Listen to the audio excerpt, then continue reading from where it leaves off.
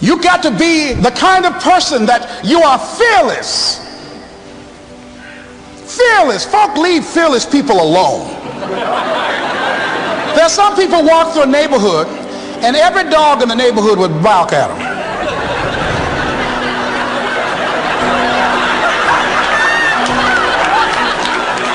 But there's some people come through and ain't nobody gonna mess with this.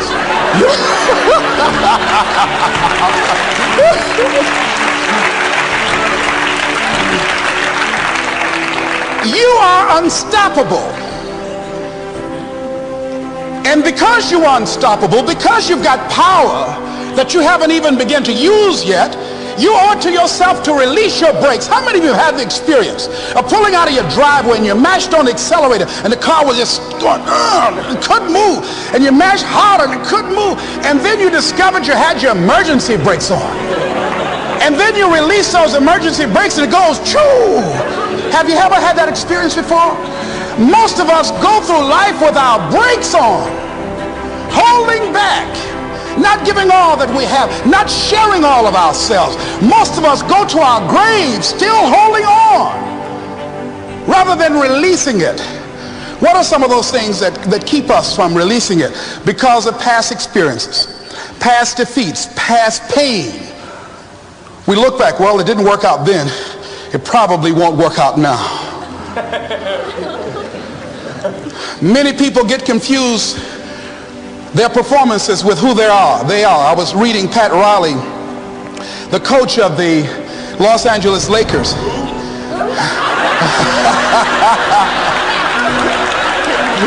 But you're going to like this quote here. After the Trailblazers had blown them out of the water, and I'm sure he said this last night, they asked him, how do you feel? He said, tonight we were exposed for what we are right now. You see? That if my speech tonight doesn't work, it doesn't mean that I'm a bad speaker. It means that what I did didn't work tonight. And I've got to separate what I do from who I am. And I've got another shot. See, the last chapter to your life has not been written yet, and it doesn't matter about what happened yesterday. It doesn't matter about the things that you've done that you feel guilty about. If you wouldn't do it today, you're convicting an innocent person. You've been reborn to a new state of consciousness. And as they say, if we knew better, we would do better.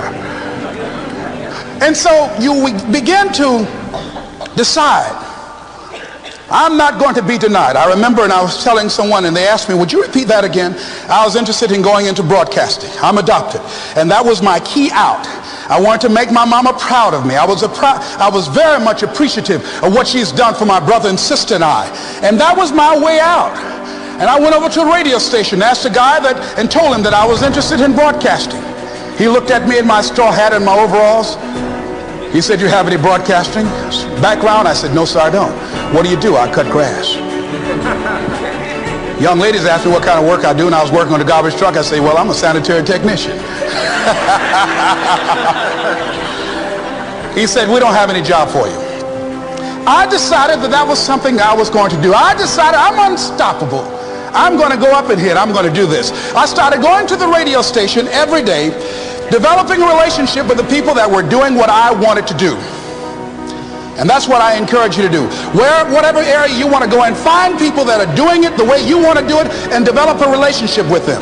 When I decided to go in this area, I wrote letters to Dr. Norman Vincent Peale, to Zig Ziglar, to Dennis Waitley, all of the giants in this area. And I said, this is something I want to do. I've been following your career. Would you help me? Dr. Norman Vincent Peale answered my letter, did an article on me, wrote about me in the most recent book that he issued, and done many broadcasts about me.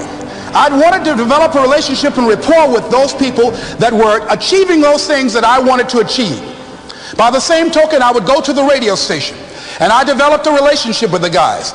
And they used me as an errand boy when they needed some food or someone to go pick up entertainers that came into town. Temptation singing My Girl, Jerry Butler singing For Your Precious Love, Sam Cooke singing Darling You Send Me. I would pick up the entertainers at the airport and driving around in the disc jockeys, big Cadillacs. They didn't have any driver's license, but I was acting like I had some.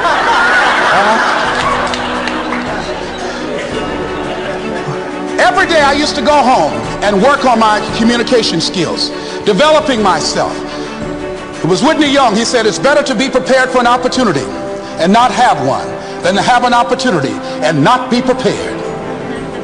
Start working and developing yourself now and prepare yourself for what it is that you want, because you expect to get it. And when the disc jockeys were in the control room, I would go in and watch them and develop a trust level, and they would let me stay, and I would watch and observe them working the controls. When you want something out of life, don't worry about how you're going to get it. How is none of your business. The most difficult thing it is to hold the vision. It's to hold the vision. So there I was at the radio station. A guy was on the air and he started to drink by the name of Rock. I was outside the window looking at him and watching. Hungry and ready, saying, drink, Rock, drink. Pretty soon the phone rang. It was the general manager. I said, hello. He said, Les, this is Mr. Klein. I said, I know. He said, Rock can't finish his program. He's slurring his words. I said, I know. Can you work the controls until one of the other disc jockeys come in? Would you call them? I said, yes, sir. I hung the phone up. I said, now he must be thinking I'm crazy. I called my mama and my girlfriend Cassandra. I said, y'all come out on the front porch and turn up the radio. I'm about to come on the air.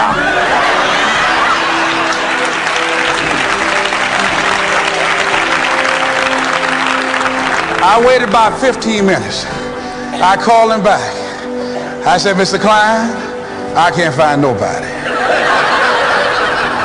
He said, well, why don't you go in there and work the controls until they get there? And don't say nothing here. I said, yes, sir. I couldn't wait to sit down at that turntable, Mustafa.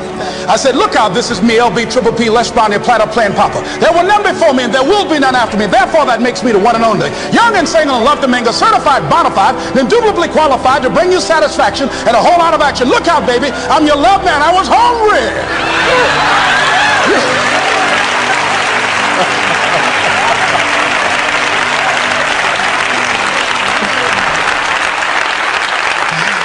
Shake somebody's hand on your right and left and say, you've got to be hungry.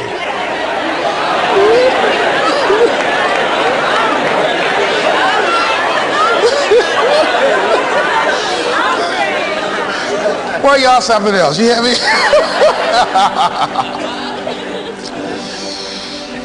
You want to be persistent about what it is that you want to achieve. Alexander Graham Bell said, what this power is, I cannot say.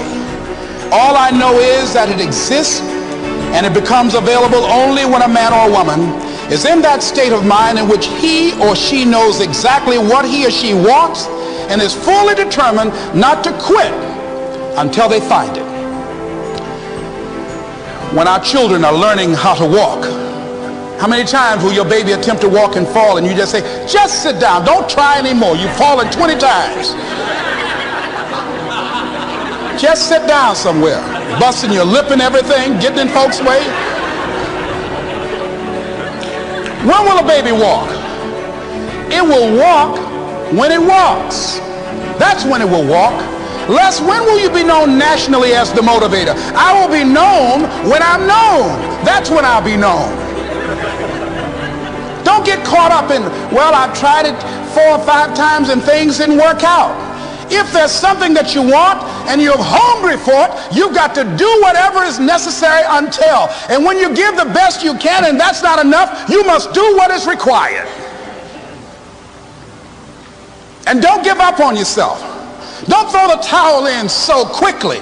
Many people give up on the 1-yard line, where if they have the determination just to keep on knocking. It's a funny thing about life. If you're home one day and someone is knocking on the door and you say, I don't want to be bothered today, and if that person just keep on knocking, can you believe that fool's still knocking? Pretty soon you say, what is it? What do you want? And that's how you've got to be about your dream. Some people, well, I guess ain't nobody home. I knocked on the door but nobody came. I heard the television on and people were moving around, but I guess opportunity probably went out the back door. Oh, no. See, life is not just that simple. It's not that cut and dry. And that's why most people never realize their personal greatness, because they're casual about life. And when you're casual about life, you will end up a casualty. Life is serious business. So I encourage you to be persistent, to not decide that, well, I've done the best I can. I guess I just can't have it. Don't make that decision. Many of us make premature decisions about ourselves. Calvin Coolidge said something, a man who was a president that was not known for his eloquence or making any historical decisions, but something he wrote about persistence. And he says, press on. Nothing can take the place of persistence. Talent will not. The world is full of unsuccessful people with talent. Genius will not. Unrewarded genius is almost a proverb. Education alone will not. The world is full of educated derelicts. Persistence and determination alone are omnipotent. There's a person that is the embodiment of persistence and determination.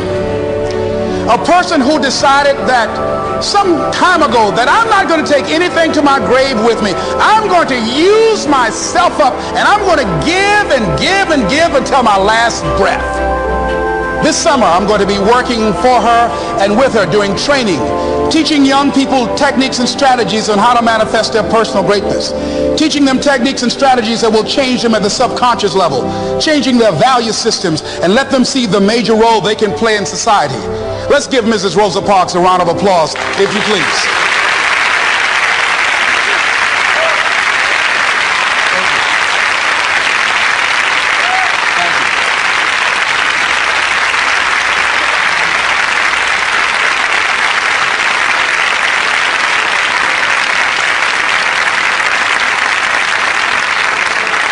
Here we are in the presence of greatness.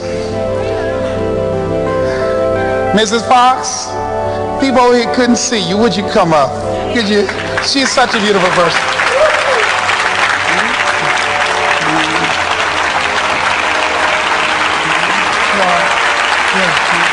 Beautiful person.